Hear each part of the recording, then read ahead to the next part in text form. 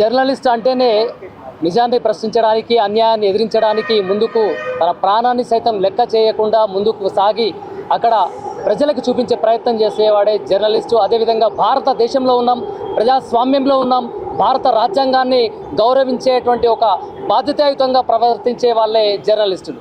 ఈరోజు జరుగుతున్నటువంటి జర్నలిస్టులమైన దమనకాండ ఏదైతే ఉందో, అంటే ఒక పోలీస్ యంత్రాంగం అనేవాళ్ళు ప్రజాప్రతినిధులకు ఎస్కార్ట్గా కాన్వాయ్గా వచ్చేటువంటి ఆ పోలీస్ శాఖ ఒక ప్రాంతం యొక్క పరిధి దాటుతున్నప్పుడు సంబంధిత వేరే పరిధిలోకి వస్తున్నటువంటి సంబంధిత పోలీస్ యంత్రాంగానికి ఇంటిమేట్ చేస్తారు. ఇంటిమేట్ చేసి ఇక్కడితో మా యొక్క ఎస్కార్ట్ పని ముగుస్తుంది, మీరు ఇక్కడ నుంచి మీరు ఎస్కార్ట్ పని మీరు ప్రారంభించాలని చెప్పేసి సంబంధిత పోలీస్ శాఖలకి ఇంటిమేట్ చేసి ఆ యొక్క బాధ్యతని తిరిగి పక్క స్టేషన్కి అప్పగిస్తారు.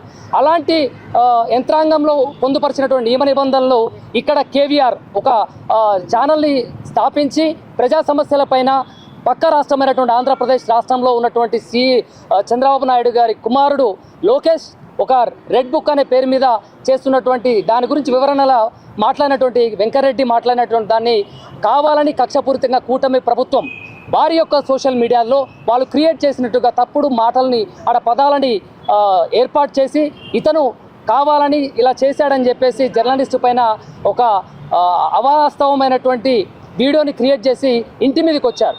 ఇంటి మీదకి రావడం కాకుండా ఇక్కడ మన తెలంగాణ రాష్ట్ర ప్రభుత్వ పోలీస్ శాఖకి ఎలాంటి సమాచారం ఇవ్వకుండా ఇంట్లోకి వచ్చారు. వాళ్ళు వాస్తవమైనటువంటి పోలీసులా కాదా ఎవరికి తెలియదు. ఎందుకంటే పోలీస్ వస్త్రధారణలో కూడా ఎవరైనా కూడా వచ్చి అతనికి కీడు తలపెట్టేటువంటి అవకాశం ఉంది. అయినా కూడా ఇక్కడ మన సంబంధితమైనటువంటి పోలీస్ శాఖకి సమాచారం ఇచ్చినట్లుంటే మన పోలీస్ వాళ్ళు మనకు తెలిసి ఉంటుంది. అంటే మనం నియర్ బై ఉన్నటువంటి పోలీస్ స్టేషన్లో అక్కడ పోలీసు వాళ్ళు కావచ్చు, సంబంధిత హయ్యర్ అఫీషియల్స్ ఉన్నతమైనటువంటి పోలీసు శాఖలో పదవి బాధ్యతలు చేపడుతున్నటువంటి వాళ్ళందరూ కూడా మనకందరూ తెలుస్తుంది. అంటే మన పోలీస్ స్టేషన్ మన దగ్గర ఉన్నటువంటి పోలీసు వాళ్ళే కదా అని మనకు ఒక భద్రత వీళ్ళు కలిగిస్తారు. మనం మాట్లాడింది తప్పుడు అయినప్పుడు, మేము ఏదైనా ఒక వ్యక్తి గురించి ఒక సమస్య గురించి ఎలుగెత్తి చూపించినప్పుడు మేమే మీకు పోలీస్ వారికి సహకరిస్తూ మేము వచ్చి దానికి సంబంధిత శిక్ష అనుభవించడానికి ఏ జర్నలిస్టు కూడా వెనకంజ వేయడు. ఇది పోలీసు వారు గమనించాలి. బహుశా మేబీ చంద్రబాబు నాయుడు అనుకుంటున్నారేమో, ఆయన ఇక్కడ రాష్ట్రాన్ని విడిచిపెట్టి 12 సంవత్సరాలు అవుతుంది కాబట్టి తెలంగాణలో జర్నలిస్టులు ఐక్యంగా ఉన్నారో లేదో అని అనుకుంటుండు కాబోలు. బహుశా తెలంగాణ రాష్ట్ర ముఖ్యమంత్రి రేవంత్ రెడ్డి కూడా గతంలో ఇదే జర్నలిస్టులని కించపరిచినట్టు మాట్లాడితే జర్నలిస్టుల ఐక్యతను చాటాము. ఇప్పుడు చంద్రబాబు నాయుడు కూడా జర్నలిస్టుల ఐక్యత చాటే విధంగా చెంపపెట్టు పెట్టే విధంగా ఈరోజు తెలంగాణ రాష్ట్ర గన్ ఫౌండరీ దగ్గర, తెలంగాణ అమరవీరుల స్తూపం దగ్గర జర్నలిస్టులకి ఏ ఒక్క తలపెట్టే హాని చేసినా కూడా మా ఐక్యతని చాటుతూ మేమంతా ముక్త కంఠంతో ఎదురు తిరుగుతాము. రాష్ట్ర ప్రభుత్వాలని ఎదిరించడంలో కానీ రాష్ట్ర ప్రభుత్వం చేస్తున్నటువంటి ఆగడాలు ప్రశ్నించే విధంగా మేము ముందుకెళ్తామని చెప్పేసి కూడా ఆంధ్రప్రదేశ్ ముఖ్యమంత్రికి మరొకసారి తెలియజేస్తున్నాం. అదేవిధంగా మేము చేస్తున్నటువంటి భారత రాజ్యాంగం ఏం చెప్తుందంటే ఎవరినైనా ప్రశ్నించే హక్కు ఉంది అని చెప్తుంది. అదేవిధంగా సుప్రీంకోర్టు కూడా తీర్పులు వచ్చినప్పటికి కూడా ఇది ముఖ్యంగా తెలంగాణ రాష్ట్ర ప్రజలందరూ ఆలోచించాలి. ఇక్కడ రాష్ట్ర ప్రభుత్వం కావచ్చు, మరి ఏ ఇతర రాష్ట్ర ప్రభుత్వాలైనా కూడా ప్రజల పక్షాన నిలబడకుండా ప్రజా ధనాన్ని కుల్లగొడుతూ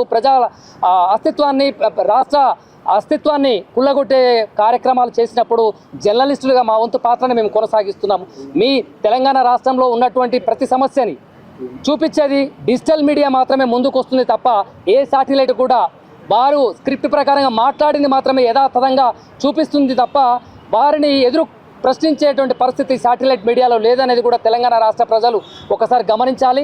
డిజిటల్ మీడియాకు కూడా తెలంగాణ రాష్ట్ర ప్రజల అందరి సహకారం ఉండాలి. ఎందుకంటే మీకోసం పనిచేస్తున్నటువంటి డిజిటల్ మీడియా సోదరులు సోదరీమణులందరూ కూడా వారి యొక్క ఒక్కొక్క సమస్యను ఎలుగెత్తి చూపడానికి వెళ్ళినప్పుడు అక్కడ నిర్మానుష్యంగా ఉన్నటువంటి ప్రదేశం మేము గతంలో కూడా చేసినటువంటి ఎక్కడైనా కూడా ఆ యొక్క ప్రశ్నించే అనుమతులు ఉన్నాయని ప్రశ్నించడానికి పోయినా కూడా అక్కడ గుట్టలు రాళ్ళు రప్పలు ఉన్నటువంటి పరిస్థితి, మా జీవితాలకు కూడా సరైనటువంటి బాధ్యత రక్షణ లేనటువంటి పరిస్థితి. అందుకని తెలంగాణ రాష్ట్ర ప్రజలు ఒకసారి ఆలోచించాలి. ఈ మీడియా అందరూ మన డిజిటల్ మీడియాలో కూడా సుప్రీంకోర్టు అందించినటువంటి తీర్పు ఏదైతే ఉందో దాన్ని కూడా పబ్లిష్ చేయాలి.